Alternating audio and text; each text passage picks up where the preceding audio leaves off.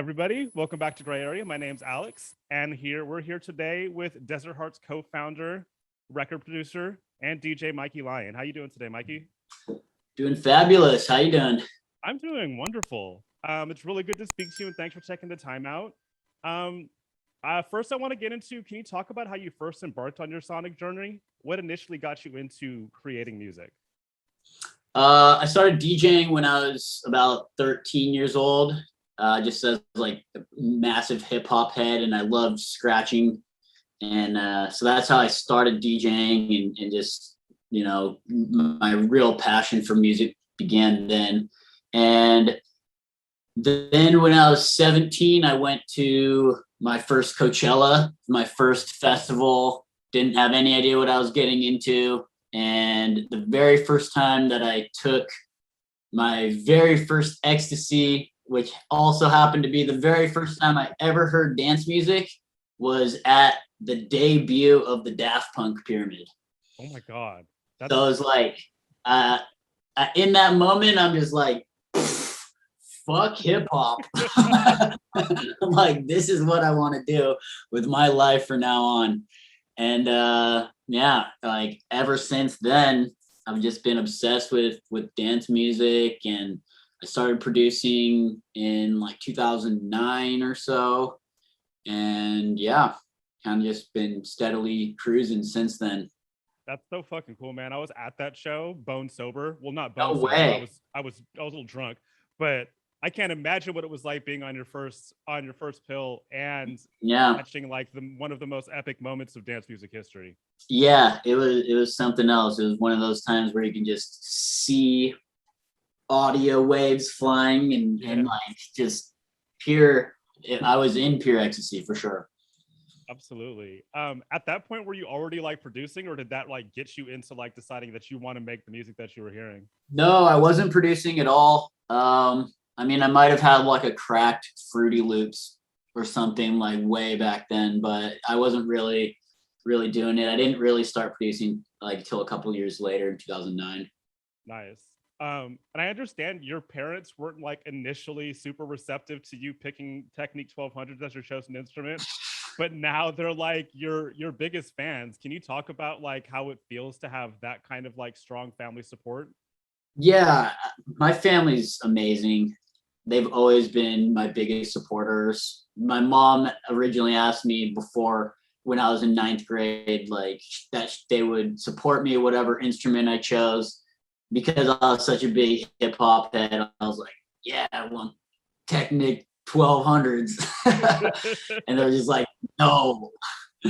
But yeah, like 6 months later, I ended up buying my own pair, and they saw how much that I was obsessed with it, and they saw how it could be a musical instrument, and they ended up paying me back, and just been like my number one supporters ever since. My dad drove up to San Luis Obispo, where I was going to college, and went to my first official, he like surprised me for my first official gig at a bar. So yeah, they were there the first time that I played Lightning in a Bottle. And yeah, it's been really cool having their support. Now my mom does like our accounting for Desert Hearts. It's like an all in family affair thing now. I love that. It really contributes to like the community aspect that you guys have built at Desert Hearts. Because I feel like that's really like, it's not just a record label, it's not just a party brand, but it's really a community building effort. How Absolutely. did it grow from its beginnings to encompass all of these things so effectively? I think it was just the mission that we were on, to spread as much love and positive energy, because I mean, it sounds cheesy, and especially now being in it for this long, Yeah. it's like, but it truly did come from that place. And like, it came from this really pure hearted place of just wanting to make the world a better place, wanting to build community, wanting to show people how they could be a part of community, how they could go back and create their own parties, their own communities themselves. And really, I think that's the stronghold foundation of our entire brand and our entire community, is just wanting to be a good person, wanting to make the world a better place, and yeah, just trying to show people love and how to love. It's such a beautiful thing because that's really like one of the core tenets of dance music. And sometimes when people look at us, they see a lot of excess and they see like a lot of this or that or whatever, what have you.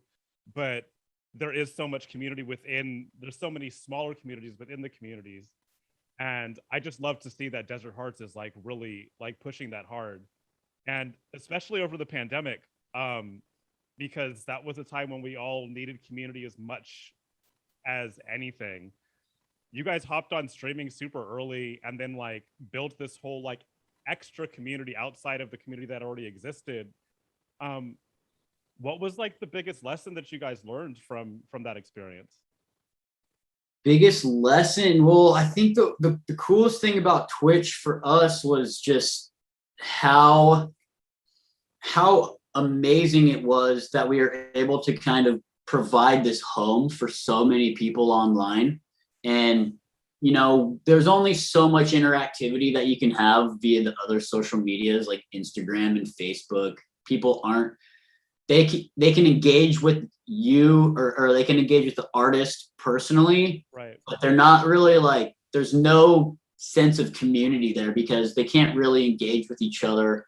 So this like gave this permanent home for everyone on the Desert Hearts Twitch channel, where like 5 days a week they knew where everyone was going to be. And like during that time, that was, people were just desperate for human connection. Yeah. And they knew where everyone was going to be.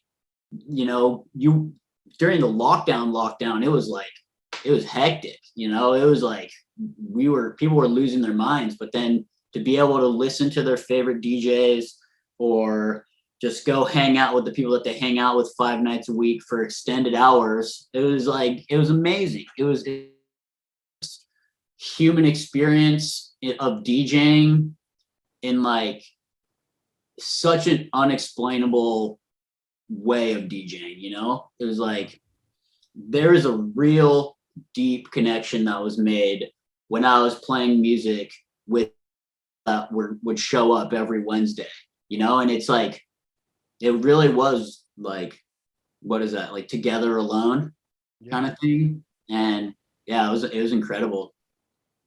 Well, kudos to you for like being able to like support that during such a tough time in the world, and a tough time for dance music because we had almost a year and a half with no dance floors. And I feel like Desert Hearts got a lot of people into dance music that may not have necessarily been into it before, just as a result of being on Twitch. Can you think of like any moments or any stories that you've heard that were particularly impactful through that period, or like stories of like people's lives changing because of what you guys did? I mean, the amount of people that have come up to me at shows and just told me that we got them through the pandemic, that we were completely like their rock during such a trialing time. That like means the world to us, because it was complete vice versa. Like that was our therapy the whole time during the pandemic. Our therapy was like playing music for everyone and being able to get so much love back and forth. Just so yeah, that was like that was a really special time, and something that I'll like always cherish, even though, and what's crazy is like we also came out of the pandemic bigger than we went into it. So it was like, yeah, that was so crazy. That was bizarre, you know? But I loved it. Outside of Twitch, one of my favorite stories is this woman came up to me and Lee at Lightning in a Bottle a couple of years ago, pregnant woman, and she just grabs our hands and like puts our hands on her belly, and she just goes, "This baby was conceived at Desert Hearts Festival." I was like, right. Yeah, mind explosion, because you know, I've heard about Desert Hearts changing lives countless times, but like never heard of Desert Hearts creating life. Creating a baby. You created life. pretty cool. And recently you kind of reaffirmed your own personal mission. I read that you had once wanted to be one of the world's largest house DJs, on the level of Jamie Jones. And you're definitely getting to that, but you also decided that you more importantly want to be a healer through music. How'd you come to that realization? I think that was just a realigning of my purpose and realigning of just my place in the universe and what I'm supposed to be doing. I've noticed over the years that when I stray from the more spiritual path, which is trying to help people, trying to show people love, trying to just make the world a better place, and when I am less focused on that and more focused on just like trying to make money for this month or trying to be the biggest DJ, or when my purpose is misaligned, I think that things actually don't go nearly as well as they're supposed to. Yeah. And so when I put out my album, which is called For the Love, when I put that out, I really wanted to make sure that I was like completely realigning myself.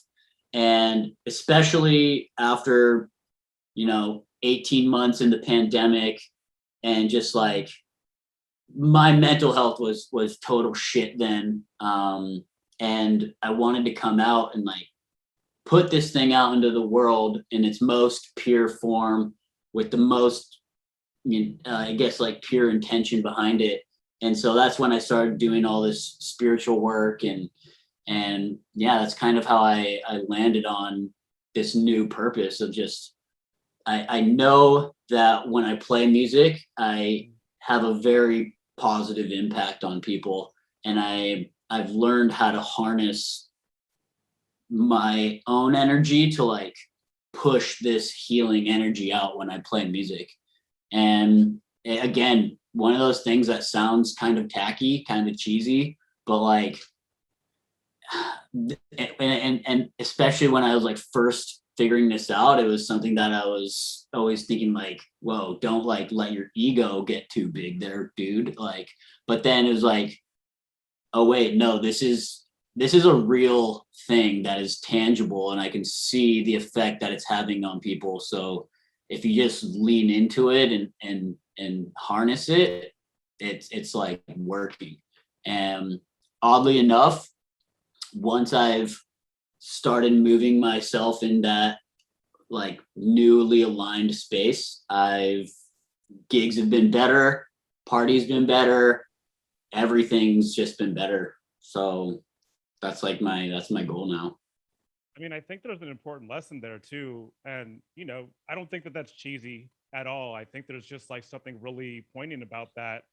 Like when you're in the flow, when you're aligned with your goals and your inner purpose, that's when things go the best. And I think that rings true for everybody. It's just like an important lesson everybody can take something away from. So totally. Yeah, I appreciate that. Thank you. Yeah, thanks. So how do you think that your most recent music is like aligning yourself with that goal? You just put out This Is the Beat, and you said that track's been sitting around for a while, yeah? No, not that one actually. No. That was a track that I made, oddly enough, like I went on a surf trip down to El Salvador. Ooh. And the hotel that I was staying at had this $1 million studio that was just like the owner. I know the owner of the hotel, and he's just like, dude, hit it, like do whatever you want in here. And I ended up making that track and the basis for another track, and all like, I don't know, I thought it was pretty cool because it wasn't forced at all. It was just like I was going on vacation and I just had access to the studio. So, and I had some downtime in between the surf being blown out. So like, couldn't think of a better thing, What a fucking awesome experience, man. Not only do Yeah, you get to do one of your favorite things on vacation, but you get to do the other favorite thing in a yeah, $1 million studio. That's so fucking cool. yeah. That was rad, and yeah, I was really happy how that song came out. Yeah, that's dope. Um, I want to talk about your track with Justin Martin off of your album. Yeah, Um, because I was reading that that kind of has like a great personal backstory um pertaining to the name. Can you talk about that for a moment?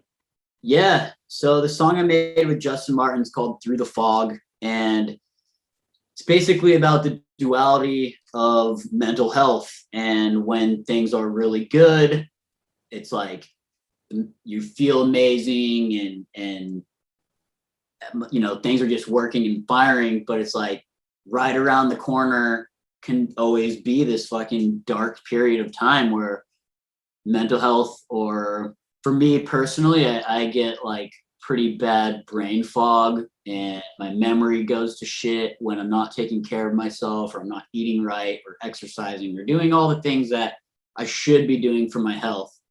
And so it always inevitably leads to like this fucking breakdown where I think I'm losing my mind, which also happens to be my biggest fear, is like, Alzheimer's or early onset dementia or something like that. So Yeah.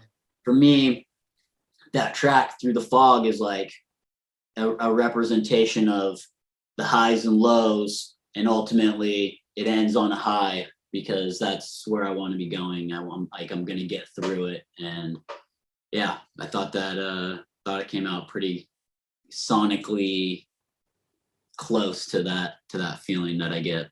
I would definitely say so. Another great example of you like putting all of that emotion into music and trying to better the world through your message. Oh, thank you. Um, this is a kind of personal question, but can you talk a little bit about your new party series at Halcyon in San Francisco? I'm in Oakland right now. Yeah, I'm from the Bay Area, so that's kind of a special one for me. This is really just a for me question. yeah. So my album was called "For the Love," and I'm starting a party series called "For the Love" to go along with it, and as really like a solo project for me, throwing parties. And I'm really excited about it. I'm going to be doing like really cool deco. I'm going to be playing extended sets. Um, yeah, I've always loved Lee Burge's All Day Dream Parties. I think I always loved the aesthetic and the vibe and everything that he was doing with those, with the extended sets. And so I really wanted to do something on my own, more outside of just like the normal Desert Hearts crew parties. And so, yeah, "For the Love," it's like my whole purpose that I'm trying to do with my music, and I can bring on artists from the label and just kind of do whatever I want with it. And yeah, I'm looking forward to doing like a Q1 tour of it. Nice, very nice. So I have two more things for you. The first is the last question, but after that, I always do like a speed round, and basically it's just a series of like 15 quick questions, not too serious. And you haven't been briefed on these. I just want to make that clear. Cool. All right. So I always like to, as my last question, ask what excites you about the future of dance music. Oh man, a lot. I'm really excited for Desert Hearts Festival coming up next year. We haven't done it since 2009, so it's been 2 years off, and the anticipation for it is at a fever pitch. So I'm really excited about that. Really excited to just be putting out stuff on the label, and I'm excited for this "For the Love" party a lot. I'm also really excited about just the whole bridge that's going to be happening with music and cryptocurrency and culture, and how all those intertwine. Because I feel like the NFT space it's only a matter of time before music gets totally incorporated into that, and kind of like taking back our royalties for our music. It's like, I don't know, it's like re-owning everything. and how that's going to work in the NFT space. Because right now it's like, you know, you put out something on Spotify, you don't get any, Get nothing. you know, you don't get any royalties, barely at all. So it'll be cool. It's going to be really interesting how everything merges together. I would love to see artists being able to make money off of selling music and not having to like be on a constant tour cycle all the time to pay their mortgage bills, and eat. You know? That'd be great. So we're gonna get into the speed round right now. Are you ready? Let's do it. All right. Dogs or cats? Dogs. Biggie or Tupac? Biggie. Nice. Too Short or Master P? Too Short. Coffee or tea? Tea. Pizza or sandwiches? Oh, fuck. Pizza. All right. Intimate club or festival? Festival. Rave or club? Rave. Analog or digital? Analog. Johnny Tsunami or Airbud? Johnny Tsunami. Snow or beach? Beach. Lake or ocean? Ocean. If you could have one superpower, would you choose flight or invisibility? Flight. Bill Burr or Robin Williams? Robin Williams. Yeah. Technique 1200s or CDJ 3000s? Now 3000s. All right. Would you rather be chronically underdressed or chronically overdressed? Chronically underdressed. Favorite hat? Big ones. Drum and bass or trap? Drum and bass. Drum and bass or trance? Drum and bass. Pop or hip hop? Hip hop. Flip flops or shoes? Shoes. Finish this sentence. Before I die, I want to. Before I die, I want to help as many people as possible. Beautifully said, and a great ending. Thank you so much for taking the time out to talk to me today. Oh, hell yeah, Alex. Thanks so much, man. I really enjoyed it. Thank you, and hope to see you when you come to San Francisco. Yeah. I'm excited to be back soon. Awesome. Thank you. All right, brother. Take care. All right, I'll talk to you soon. Bye. Bye.